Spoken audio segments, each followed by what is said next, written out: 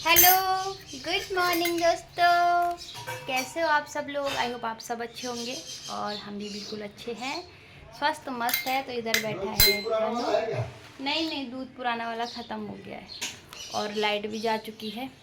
बारिश भी नहीं आ रही है। रात को कह रहे मेरे हस्बैंड थोड़ी सी बारिश आई थी। और ये रहा हनु का खाना। तो मैं खाना ठंडा कर रही थी और मैंने सोचा चलो ब्लॉग की स्टार्टिंग भी आज सुबह के टाइम से कर देती हूँ। ए देखो हनु को देखो, देखो खा तो थोड़ा सा भी नहीं है। इसको देख के लगता पता नहीं कितना खाएगा। आ जाओ दोनों, आ जाओ दोस्तों, खाना खाने आ जाओ दोस्तों, खाना खाने आ जाओ दोस्तों। गम्मा हो रही है, बोलो गम्मा हो रही है। अरे बाबा चम्मच से खा रहा है, गम्मा है। एक चम्मच से, ओ बाप रे, ओए होए, अरे चम्मच से खाना खाने लग गया हनु। ओहो, मेरा हनु चम्मच से खाना खाने लग गया भाई। तो ये ऐसे ना ज़्यादा छेड़खानी नहीं करता है। इसको जब मैं दूंगी तो ये मतलब वैसे पहले थोड़ा हाथ उत मरता था, अभी वैसे मैंने उसको जैसे नो नो बोलेंगे तो नहीं करता है। तो इसको अभी मैं सिखा रही हूँ कि ये गरम है, ये टच करके करने दे रही हूँ जिससे ये समझ जाए कि ये गरम है। नो नो नो, देखो चम्मच से इसको पता खिलाती है मम्मी, ये निकाल रहा है। अले बाबा बुक्कू लग गया है। 11 बज गया है ना, तो इसको भूख लग गया होगा तो चम्मच डाल रहा है। तो चलो मैं इसको फटाफट से ब्रेकफास्ट कराती हूँ और मैं भी करती हूँ। इसके पापा हो गए पागल, पानी में चीनी डाल दिया मतलब सुबह ड्यूटी जाने के चक्कर में। इनका आज मॉर्निंग का ड्यूटी है ना। मॉर्निंग भी क्या 11 बजे 12 बजे जाएंगे नाश्ता करके। तो जल्दबाजी में चाय में डाल दिया चीनी। हो जाता है यार, मैं भी बहुत बार गलतियाँ मतलब ऐसे करने जैसे वाली होती हूँ लेकिन बच जाती हूँ। 2 बर्तन अगर एक साथ चढ़ा रखे हैं ना तो ऑयल में कुछ भी डाल दूँगी, इतना मतलब हाथ रुक जाता है मगर थोड़ा सा बहुत बार। तो चलो हनु को नाश्ता कराती हूँ, मैं भी नाश्ता करती हूँ, फिर मिलती हूँ आप लोगों से। पापा गए हनु? हनु पापा गए? पापा गए? तेरे को नहीं लेके गए? तो इसके पापा जा चुके हैं ड्यूटी। इसको देखो कैसे बैठ रखा वहाँ पे, सोच रहा पापा आएंगे बिल्कुल लेने। आ जाओ इधर आ जाओ। No no no no no, come here, come come come, come to me, come baby, come come come come come come come come. अरे चाय पियेंगे हम तो, चाय पियेंगे। आ जाओ।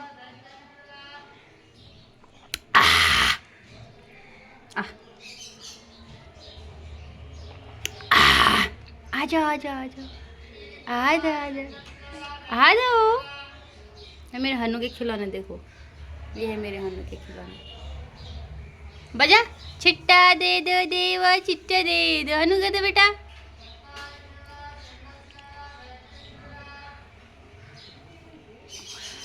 आजा। तो दोस्तों देख सकते हो आप, मैंने घर को कर दिया एकदम नीट एंड क्लीन। अभी ऐसा है और मेरा हनु उठेगा फिर भी दिखाऊंगी आपको कैसा हो जाता है। आप लोगों को पता है बच्चे के साथ चाहे कितना भी साफ करो वैसे होता है। और ये हनु के खिलौने, बच्चों को ना खिलौने हम लोग चाहे कितने भी लाएं लेकिन उनको पसंद क्या आती है। देखो इसमें कटोरी भी रखी है क्योंकि उसको बजाने के लिए चाहिए, और साथ में ये बॉटल भी, ये भी बजाने के लिए चाहिए। और बाकी खिलौनों के साथ भी खेलता है लेकिन इनके साथ, ये कटोरी के साथ भी खेलता है। तो इसीलिए मैंने ये रखी हुई है क्योंकि बार बार धोनी पड़ रही है। तो मैंने सोचा एक परमानेंट इधर ही रख दूँ। और इधर भी मैंने पूरा साफ़ कर लिया है घर को, देख सकते हो आप। लाइट नहीं है इधर लेकिन फिर भी मैंने पूरे घर को चमका दिया है। इधर मेरा हनु सोया हुआ है तो मैं इधर उसका बिस्तर भी मैंने लगा दिया है। और पूरे कोने कोने साफ़ करने पड़ते क्योंकि इधर भी ना हनु इस पे जाता है तो खड़ा होता है, इधर जाता है।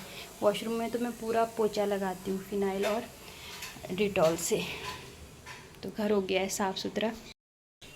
तो 1 बज चुका है दोस्तों। काम करते करते हनु सो गया था 12 बजे। तो तब से मैंने झाड़ू पोछा किया, किचन साफ़ किया, वॉशरूम साफ़ किया, कपड़े भिगोने रख दिए हैं। और अब रह गया खाना बनाने का। तो हनु तो दोपहर में कुछ खा नहीं रहा है तो मैं सोच रही हूँ उसके लिए थोड़ा सा पुलाव बनाऊँगी या फिर राइस बनाऊँगी। दही है तो थोड़ा सा राइस उसको दही के साथ खिला दूँगी क्योंकि वो दोपहर का खाना स्किप ही करता है, इतना इतना सा खाता है।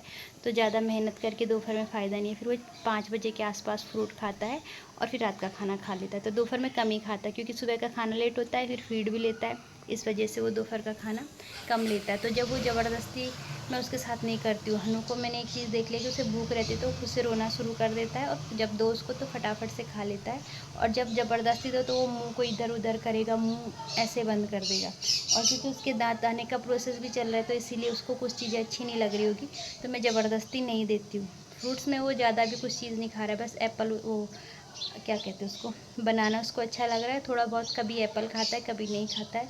और बाकी चीज़ें मैं ज़बरदस्ती नहीं उसको कर रही हूँ, क्योंकि थोड़ा बहुत खाना भी खा लेता है, थोड़ा फीड भी ले लेता है। तो बस ज़्यादा भी बच्चों को हम लोग ऐसे ठूस ठूस के नहीं देना चाहिए, क्योंकि फिर उससे दिक्कत हो जाती है। जितना बच्चा खा रहा है खुशी खुशी उतना ठीक है। और हेल्दी बच्चा ठीक है, हेल्दी बच्चा हम उसको बोलते हैं जो अच्छे से डेवलपमेंट जिसका हो रहा है, माइंड का, बॉडी का, हाथ पैर चला रहा है, चल रहा फिर रहा है। बाकी मोटे पतले पे मत जाया करो। ये मत सोचो कि बच्चा बहुत ज़्यादा मोटा है तो वो बहुत हेल्दी है, उसको दिक्कतें भी हो सकती है आगे चल के।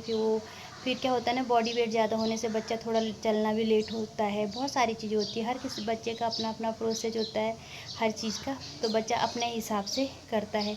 और बच्चे को चलने के लिए, उठने के लिए, बैठने के लिए और जो पलटी मारने के लिए फोर्स मत करो। बच्चे का डेवलपमेंट स्टेज है, वो खुद से कर लेता है। थोड़ा उसको सिखाना है, अल्टी पल्टी मारना तो हल्का फुल्का करना, लेकिन एक फोर्सफुली उसके साथ नहीं करना है। बिठाना है, अगर वो बैठना चाहता है, अगर रो रहा है तो ज़बरदस्ती नहीं बिठाना है, क्योंकि बच्चे फिर जिस चीज़ पे पहले ही इरिटेट हो जाए, वो रोना चालू करते हैं तो वो इरिटेट हो जाते हैं। तो बच्चों के साथ ऐसा नहीं करना है कि वो इरिटेट हो जाए। तो लाइट नहीं है तो विजुअल इतना साफ़ नहीं आएगा दोस्तों। तो मैंने सोचा चलो आप लोगों के साथ मैं शेयर कर देती हूँ अपनी फीलिंग्स, अपनी बातें, क्योंकि मैं अपने बच्चे को किसी चीज़ के लिए भी फोर्स नहीं करती हूँ, चाहे वो खाने में हो या किसी भी चीज़ में हो। तो उसको जो चीज़ अच्छी लगती है बस वही देती हूँ, और ज़बरदस्ती नहीं। जैसे 2 दिन उसने मैंगो का जो गूदा होता है मैंने उसको दिया तो उसने खाया, और अगर उसका मन नहीं करता है, जैसे कल उसके पापा उसको ऑफ़र कर रहे थे उसने नहीं खाया, तो फिर ज़बरदस्ती मैं नहीं करती कि नहीं अरे इसने कल तो खाया था आज नहीं। कोई भी चीज़ उसका जो मन है ना वो अपने टेस्ट के हिसाब से खाएगा। वैसे टेस्ट क्या लगता है बच्चों को, अभी धीरे धीरे टेस्ट बड उसका खुलता है, क्योंकि मेरा बच्चा हो गया 10 महीने कम्प्लीट हो गया है और उसका 11वां महीना चल रहा है। तो अभी बच्चा जैसे थोड़ा सा ऐसे खड़ा होता है, उठता बैठता अपनी उससे। और थोड़ा सा मैं एक चीज़ बता दूँ, जो न्यू मॉम है ना उनके लिए मैं ये बताती हूँ कि 6 महीने तो आप लोगों के लिए बहुत क्रूशल होने वाले हैं, और पहले के 4 महीने तो बहुत ज़्यादा, क्योंकि बच्चे को हर 1-2 घंटे में, क्योंकि हर बच्चे की रिक्वायरमेंट अलग होती है, डॉक्टर 2 घंटे बोलते हैं, लेकिन हर बच्चे की रिक्वायरमेंट अलग होती है, तो उस हिसाब से उसको फीड चाहिए होता है। और सोने का पैटर्न, सुसु पॉटी भी बहुत ज़्यादा करते हैं बच्चे।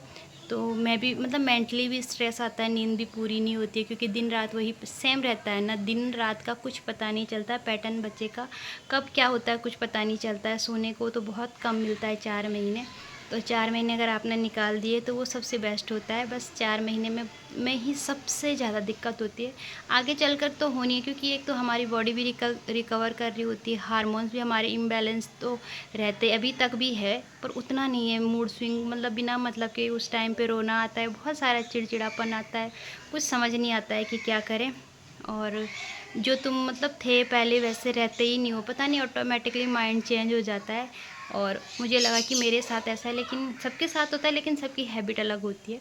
तो मेरे साथ यहाँ पे मम्मी पापा थे तो उनके साथ तो ठीक था, लेकिन मैं अपने हस्बैंड पे पता नहीं क्यों इतना इरिटेट होती थी अपने हस्बैंड से। अभी भी होती हूँ, लेकिन अभी थोड़ा कम हो गया है, मतलब काफ़ी कम हो गया है। नहीं तो स्टार्टिंग में चाहे कुछ भी कर लो, मुझे पूरी फ्रस्ट्रेशन, ऐसा लगता था कि कब मेरे हस्बैंड आएंगे और कब मैं उन पर गुस्सा करूँगी। मतलब एक माइंड सेट ऐसे हो गया था, मतलब मुझे भी खुद समझ नहीं आ रहा था कि मैं ऐसी क्यों हो रही हूँ, चिड़चिड़ी सी, अजीब सी। तो अभी मैं काफ़ी स्टेबल हो गई हूँ, और मेंटली फिजिकली भी धीरे धीरे स्ट्रांग हो रही हूँ। मेंटली तो मैं वैसे स्ट्रांग हूँ, मेंटली मुझे उतना स्ट्रेस आता नहीं है। मेरे हस्बैंड थोड़ा ज़िद्दी, उनके साथ हर चीज़ बार बार बोलना पड़ता है, उनको समझ नहीं आती कोई भी चीज़, तो उनको रिपीट करना पड़ता है। तो एक तो बच्चे के साथ, और दूसरा बड़ा बच्चा, छोटे बच्चे को तो मैं सिखा लूँगी, लेकिन बड़ा बच्चा अब जो 30-35 साल 36 साल का हो गया, उसको मैं कैसे सिखाऊँ, है ना, उसकी आदत तो पहले से ही वैसी है। तो बड़ा बच्चा ज़्यादा टफ पड़ता है, उनको समझ नहीं आता कि मतलब वो जानबूझ के नहीं करते हैं, लेकिन उनकी हैबिट वैसी है, बचपन से उनको सिखाया ही वैसा गया है, तो वो उनकी भी गलती नहीं है। तो अभी मेरा बच्चे के साथ टचवुड काफ़ी, मेरा बच्चा समझदार है, और ऐसे मतलब जैसे परेशान नहीं करता है। नॉर्मली अभी भी अगर सोया है तो मैंने सारे काम कर लिए हैं। अभी मैंने उसको ऊपर बेड पे ही सुलाया है, जो आवाज़ देता है, और थोड़ी देर में मैं अंदर चली जाऊंगी। अगर वहाँ पे वीडियो बनाऊंगी तो उसकी नींद डिस्टर्ब हो जाएगी रात को, क्योंकि कम सो रहा, भी पैटर्न चेंज कर रहा है। तो कल हम सत्संग गए थे तो खाना वाना भी लेट हुआ, तो अपने उसके पापा रहते हैं तो उसको फुल एनर्जी रहती है और वो लेट ही सोता है। और आजकल फिर से उसके जब पापा आने का 12:30 बजे के आसपास वो फिर से उठ जा रहा है। पापा का वेट करता है, खेलता है, फिर सोता है। मतलब उसके पापा रहेंगे तो सोने का उसका मन नहीं होता है, पर मैं ज़बरदस्ती सुलाती हूँ, या उसके पापा को बोलती हूँ कि लकड़ी की काठी करके सुला दो, जैसे उसको मैंने फीड करा रखा है। तो जो न्यू मॉम है, आप लोग घबराइए मत। 4 महीने दिक्कत होती है, अपने आप को स्ट्रॉन्ग बनाएं। जिनके साथ फैमिली वाले हैं, वेरी गुड, क्योंकि फैमिली का सपोर्ट तो चाहिए ही चाहिए। और आप अपने आप पे थोड़ा धैर्य बनाए रखें, क्योंकि नींद तो फैमिली कितना भी सपोर्ट करेगी, फीड वगैरह जो भी बच्चे के साथ, फिर माँ का मतलब उस टाइम पे ऐसा होता है ना, माँ सोए में भी सोई नहीं होती है, ध्यान बच्चे पे ही होता है। तो फिजिकली थोड़ा आराम मिल जाता है, बट अच्छी बात है। 4 महीने निकल जाएंगे तो उसके बाद धीरे धीरे आप भी सेटल डाउन हो जाएंगे, बच्चा भी सेटल डाउन होने लग जाता है, तो सारी चीज़ें नॉर्मल हो जाती है। और काफ़ी इन्जॉय भी करते हो टाइम पे। जो 4 महीने में बच्चा होता है ना, बहुत सारा इन्जॉयमेंट भी होता है। लेकिन अगर आपके साथ कोई नहीं, आप फर्स्टेड हो रहे हैं, तो कुछ माएँ थोड़ा बहुत ज़्यादा डिप्रेशन में चली जाती है। अगर उसको बड़ी फैमिली है और फिर उसमें भी ज़्यादा दिक्कत होती है, कोई इधर से ऐसा मत करो, कोई वैसे मत करो, इस तरीके से मत करो, उस तरीके से मत करो, कुछ चीज़ों में फिर ये ज़्यादा डिप्रेशन का कारण भी बन जाता है। तो मेरा टचवुड, मैं अकेली ही थी, मम्मी पापा थे 3 महीने में, वो भी चले गए थे। फिर मैं कुछ दिन अकेली रही, फिर मेरी सास आई। सास ने थोड़ा सा मेरे को मेंटल प्रेशर दिया, तो उनको फिर जब मेरे को नहीं लगा तो मैंने उनको घर भेज दिया। और अभी मैं बहुत सही हूँ, फिजिकली मेंटली बहुत पीसफुली, और बहुत अच्छे से मैंने अपने बच्चे का मैंने बहुत अच्छे से इंजॉय किया उसका चाइल्डहुड, और कर भी रही हूँ। न्यू बॉर्न जब था, मैंने नहीं, मेरे को नींद का तो अभी तक भी कोई इशू नहीं है, उससे मुझे कोई फ़र्क नहीं पड़ता। बट जैसे काम कोई भी चीज़ है ना, मुझे सफाई चाहिए। अगर सफाई नहीं होगी तो मुझे थोड़ा, क्योंकि अब बच्चे के साथ तो वैसे भी चाहिए होता है, और तब मेरी बॉडी इतनी स्ट्रांग नहीं थी कि मैं सफाई कर पाऊँ, खाना बना पाऊँ। अभी 1 महीने से मेरे को अच्छा लग रहा है, मतलब 10 महीने लग गए मेरे को अपनी बॉडी को थोड़ा सा ठीक करने में। नहीं तो मेरी एक टांग में भी पूरा दर्द था, अभी वो दर्द भी धीरे धीरे कम हो रहा है, बहुत कम है। सुबह के टाइम पे जैसे लेटती हूँ उठती हूँ तो तब थोड़ा सा दर्द होता है। और अभी मैं अपने खाने पीने पे भी ध्यान दूँगी, क्योंकि मैं नहीं देती हूँ बिल्कुल। मेरा जो ड्राई फ्रूट्स है ना, काजू और किशमिश ही है, क्योंकि तब वही लिया था, हनु को पीलिया हो गया था, तो मैंने गर्म चीज़ें नहीं खाई, वो अभी तक पड़े हैं। और मैं सोच रही हूँ कि क्या करूँ, उनका मन मेरा कर नहीं रहा है उनको खाने का। तो मैं सोच रही हूँ कि उनके लिए या तो लड्डू बनाऊँगी, कुछ भी करूँगी, लेकिन अपने लिए ज़रूर ताकत के लिए प्रोटीन वाले लड्डू तो बनाऊँगी मैं, क्योंकि मुझे बॉडी में चाहिए ही चाहिए। एज भी ज़्यादा होती है तो धीरे धीरे, वैसे ही बच्चा मेरे को लेट हुआ है तो बॉडी वैसी ही कमज़ोर है। और जिनके सही एज में बच्चे हो जाते हैं, जिनकी सही एज में शादी हो रखी है, प्लीज़ बच्चा कर लो, क्योंकि बाद में बॉडी में, अपना एक्सपीरियंस बता रही हूँ कि बॉडी को बहुत दिक्कत होती है। जो रिकवरी छोटी एज में होती है उतनी फास्ट बड़ी एज में नहीं होती, क्योंकि बड़ी एज में क्या होता है ना, टचवुड की मेरे को कोई बीमारियाँ नहीं थी, तो इस वजह से मैं ठीक हूँ। लेकिन जिनको शुगर, थायराइड, पीसीओडी ऐसी चीज़ें हो जाती है ना, तो उनको दिक्कतें भी होती है।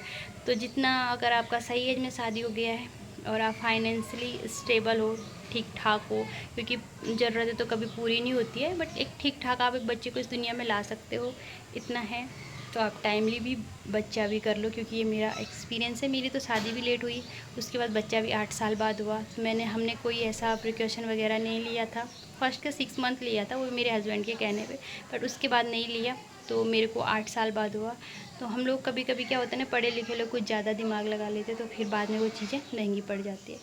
पर फाइनेंशियली स्ट्रांग होना बहुत ज़रूरी है अगर बच्चे को लाना है तो, क्योंकि बच्चे के साथ बहुत खर्चे भी होते हैं, बहुत सारी चीज़ें साथ में होती है, तो एक आपके पास बैकअप होना भी ज़रूरी है। तो सारी चीज़ें मैं एक वीडियो में आप लोगों को वो नहीं कर रही हूँ, मतलब सब चीज़ घेज पे जो आएगी, तो मैं जैसे जैसे टाइम मिलेगा ना, धीरे धीरे आप लोगों के साथ शेयर करूँगी। अगर आप लोग क्वेश्चन करोगे तो उस हिसाब से फिर मैं आप लोगों का जवाब दूँगी। तो चलो दोस्तों, वीडियो बहुत लंबा हो गया है। आई होप कि आप लोगों को कुछ कुछ चीज़ें समझ आई होंगी, जो नहीं आए आप कमेंट करके बताना। और अगर आप लोगों को मेरी वीडियोज़ अच्छी लगती है तो please do like, share, comment and subscribe करना तो बिल्कुल भी मत भूलना। मिलती हूँ नेक्स्ट इंटरेस्टिंग